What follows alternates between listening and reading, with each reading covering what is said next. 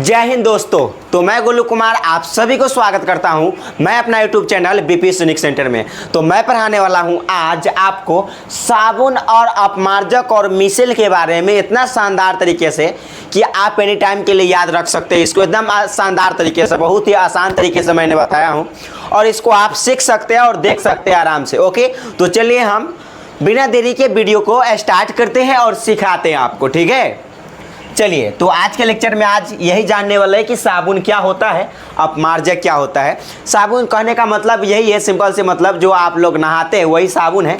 ठीक है, और अपमार्जक कहने का मतलब है सर्फ। अपमार्जक कहने का क्या मतलब होता है दोस्त, यहाँ पर याद रखें।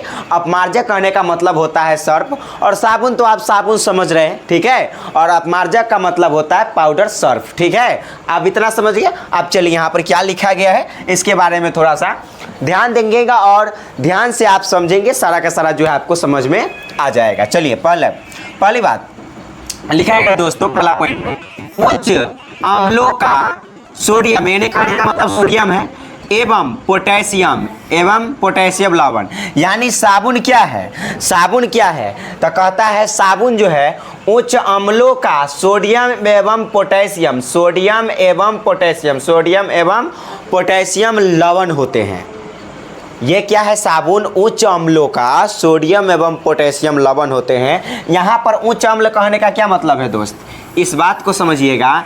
यहाँ पर उच्च अम्ल कहने का मतलब है कि कोई भी लिक्विड पदार्थ, लिक्विड मतलब गीला पदार्थ, यहाँ जो है उच्च अम्ल कहने का मतलब है गीला वाला पदार्थ जो होगा, जैसे घी, तेल, समझ रहे हैं, घी है, तेल है, ये सब गीला है, मतलब गाढ़ा रहता है। इसीलिए यहाँ पर यूज किया गया है उच्च अम्लों का सोडियम एवं पोटेशियम लवण। यानी घी हो गया, तेल हो गया, उसकी जो घी और तेल है उसकी अम्लों की सोडियम और पोटेशियम लवण होते हैं। मतलब चिपचिपा पदार्थ के लिए हम यहाँ पर उच्च अम्ल का उपयोग किए हैं। ठीक है, चिपचिपा पदार्थ के लिए इतना ध्यान रहे। तो कहता है उच्च अम्लों का सोडियम एवं पोटेशियम लवण होते हैं कौन, पहली बात साबुन। और यहाँ पर अपमार्जक में हमने क्या लिखा है, तो अपमार्जक में लिखा है बस थोड़ा सा चेंज है, यहाँ उच्च अम्ल है और यहाँ पर है सल्फोनिक अम्ल। सल्फोनिक अम्ल का सूत्र होता है SO3। ठीक है, सल्फर ट्राईऑक्साइड, यहाँ पर सल्फोनिक अम्ल है। कौन सा है, सल्फोनिक अम्ल। यहाँ पर है उच्च अम्लों का सोडियम एवं पोटेशियम लवण, लेकिन यहाँ पर उच्च अम्ल ना लगाकर सोडियम यानी सल्फोनिक क्या लगाएंगे दोस्त, सल्फोनिक अम्लों के सोडियम एवं पोटेशियम लवण होते हैं अपमार्जक। अब देखिए दूसरी पॉइंट लिखा गया है कि यह मतलब कौन, साबुन ऊनी कपड़ों के साथ अधिक व्यवहारिक नहीं है।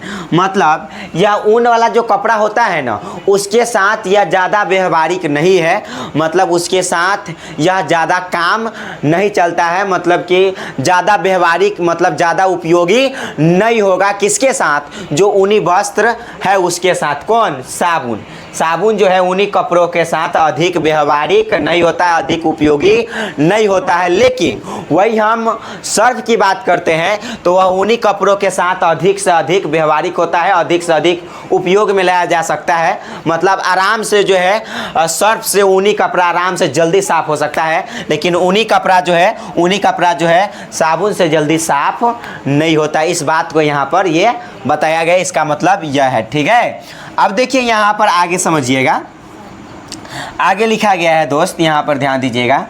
यहाँ वाला तो ये पॉइंट हो गया, अब थोड़ा सा आगे ये वाला चलिएगा और देखिएगा ध्यान से।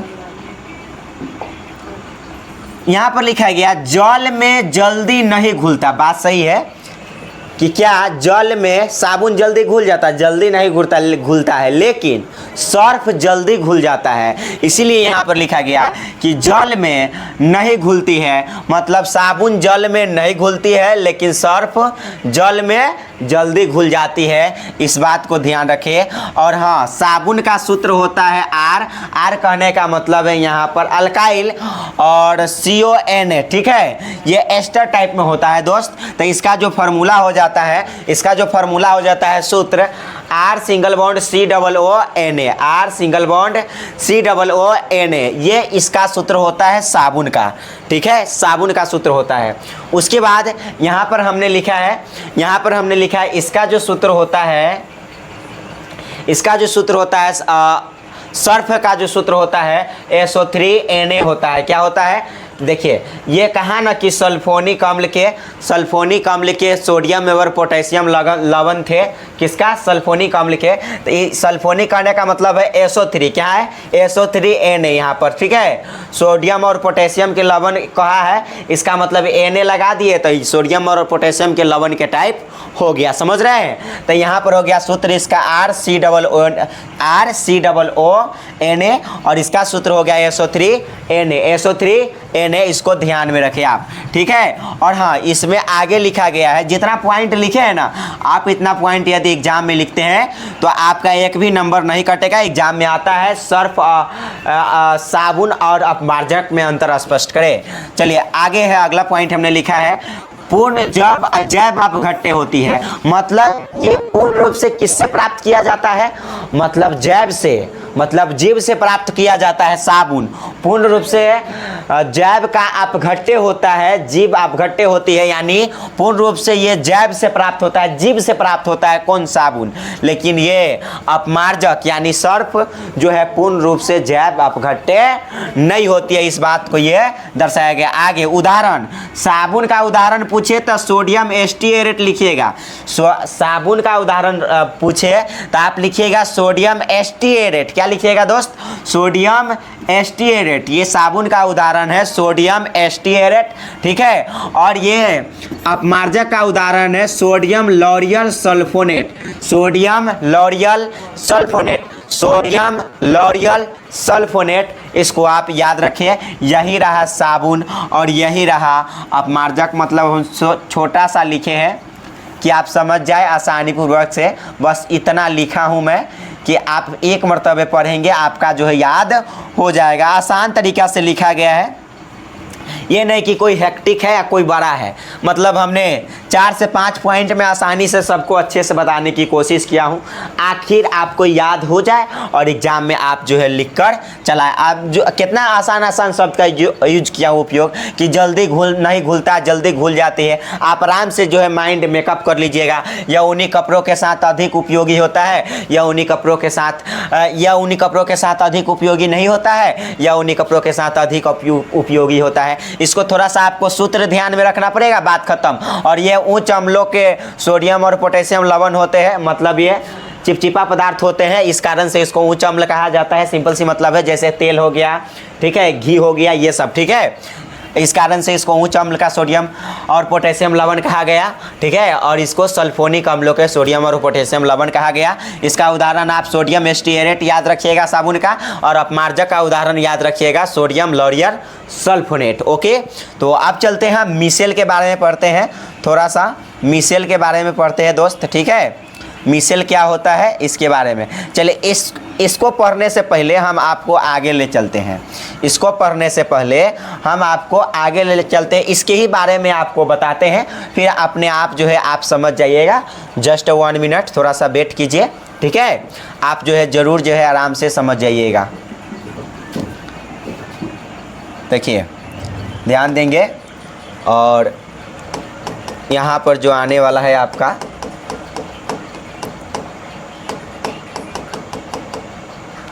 देखिए ये मिसेल के बारे में सारा के सारा चीज़ लिखा गया है, ठीक है। क्या कहा है यहाँ पर, थोड़ा सा पहले फिगर देखते हैं। फिगर हमने बनाया है, आप अपने नोटबुक में ज़रूर इस फिगर को जो है बना लें ताकि बेहतर हो, ठीक है। एग्ज़ाम में आवे मिसेल क्या है तो आप इस प्रकार से जो है बना सकते हैं, ठीक है। देखिए यही हमने मिसेल की संरचना को ड्रॉ किया है। ये क्या है, एक मिसेल की संरचना है, ध्यान देंगे। मिसेल का ये क्या है, संरचना है। और यहाँ पर देखिए ये जो Na+ जो चार्ज दिए हैं, ये आयनिक भाग है, आयनिक सिरा है। आयनिक सिरा इसलिए क्योंकि ये जल में डूब जाता है। जब कपड़ा साफ होता है ना, कपड़ा साफ होता है तो यह जल में डूब जाता है, लेकिन वही जो मैल होता है वह मैल नहीं डूबता रहता है जल्दी, लेकिन ये आयनित भाग होता है, ये जल जाता है। एगो को हम जलरागी शिरा कहते हैं और एगो को जल विरागी शिरा कहते हैं। जलरागी शिरा उसे कहते हैं जैसे हम कपड़ा खींचते हैं, कपड़ा खींचते हैं तो कपड़ा खींचने के क्रम में क्या होता है दोस्त कि मैल जो है बीच में बैठ जाता है। आप ध्यान दीजिएगा कि मैल जो है बीचों में बैठ जाता है, तो वो तेल जो है तेल युक्त मैल हो, चाहे वसा युक्त कोई भी तेल हो, चाहे वो मैल हो, मैल ज़्यादातर तेल युक्त होता है, ठीक है। तो वह क्या होता है कि गोलाकार टाइप में वह बैठ जाता है। कपड़ा का जो मैल होता है तो वो कहाँ बैठेगा, बीच में बैठ जाता है, सिंपल सी मतलब है। और जो आयनित भाग होता है, और जो आयनित भाग होता है वह पानी में घुल जाता है, और जो पानी में घुल जाता है उसको जलरागी शिरा कहते हैं। जैसे यहाँ पर ध्यान दीजिएगा, हम ऐसे सारा का सारा लिखे, आपको समझ में आ जाएगा। और यहाँ पर ध्यान दीजिएगा, देखिए यहाँ पर एगो यहाँ पर जो हमने भाग लिखा ये वाला, ये है जलरागी शिरा। जल रागी शिरा ये आयनिक भाग होता है, आयनिक शिरा होता है, जो कहाँ घुल सकता है, जो पानी में घुल जाता है, पानी के नीचे चला जाता है, आयनिक शिरा जल रागी शिरा। जल रागी शिरा कहने का मतलब पानी में घुल जाता है। उस जो शिरा पानी में घुल जाए, जो पानी में बिल्ले है उसको जल रागी शिरा कहते हैं। और जो पानी में नहीं घुलता है, जो पानी में नहीं घुलता है, मैल की तरह ऊपर छताने लगता है, उसको हम क्या कहते हैं दोस्तों, जल विरागी शिरा कहते हैं, जल विरागी शिरा कहते हैं। और ये जो आयनित भाग होता है, आयनिक भाग, जो आयनित भाग होता है दोस्त, वो जो मिसेल का जो निर्माण होता है कपड़ा खींचते समय, मिसेल का एक मतलब संरचना इस टाइप में बन जाता है मैल का, ठीक है। और ये आयनित जो भाग होता है वो तो जल में घुल जाता है। आयनित भाग क्या होता है, Na+। क्या होता है दोस्त, मिसेल का जो निर्माण होता है तो चारों तरफ से आयनित भाग जो है आयन के रूप में इसी प्रकार से होता है, ठीक है दोस्त, इसी प्रकार से जो होता है, ठीक है। और तलीय पदार्थ जो है बीच में होता है मैल के रूप में, ठीक है। और यहाँ पर ये मिसेल की संरचना हमने ड्रॉ कर दिया है। और जो आयनित भाग है वो कौन सा होगा, Na+। मिसेल की जो संरचना होती है उसमें Na+ मतलब आयन के रूप में कौन होता है, सोडियम होता है, इसको ध्यान रखें। तो इसी बात को हमने ऐसे पहले लिखा है, ये थोड़ा सा ये ध्यान दीजिएगा और समझिएगा। लिखा गया, साबुन के लंबी अणु के कारण मिसेल का निर्माण होता है। साबुन के लंबी अणु के कारण, साबुन के लंबी अणु के कारण ही किसका निर्माण होता है, मिसेल का। मतलब देखिए ये जो है, ये जो ऐसे ऐसे करके हम ऐसे करके, और एक तरफ से जल विरागी शिरा, जो जल में नहीं घुलता है उसको जल विरागी शिरा, और जो जल में घुल जाता है उसको हम क्या कहते हैं, जल रागी शिरा, ठीक है, इसको हम ये कहते हैं। तो अब क्या कहा, ये साबुन की ये जो लंबी श्रृंखला किसकी है, लंबी श्रृंखला मतलब इस टाइप में ये किसकी है, तो दोस्त याद रखें ये साबुन के है। तो कहता है साबुन के लंबी अणु के कारण मिसेल का निर्माण होता है, मिसेल का निर्माण होता है। आगे लिखा गया, मैल हटाने की प्रक्रिया में जल में बिल्ले एक सिरे जलरागी, अभी बोले हैं जो जल में बिल्ले है जल में घुल जाता है वो जलरागी होता है, ठीक है। तथा दूसरा सिरा कपड़ों में उपस्थित मैल के साथ, दूसरा सिरा कहाँ होता है, कपड़ों में उपस्थित मैल के साथ होता है, बात सही है, जो कपड़े में उपस्थित मैल होता है उसके साथ होता है दूसरा सिरा, ठीक है। दूसरा सिरा जिसको हम क्या कहते हैं, जल विरागी, मतलब वो डूबा नहीं तो उसको क्या कहेंगे, मैल तो डूबता नहीं, मैल उपड़ाने लगता है, इसीलिए उसको कहते हैं जल विरागी शिरा, जल विरागी शिरा।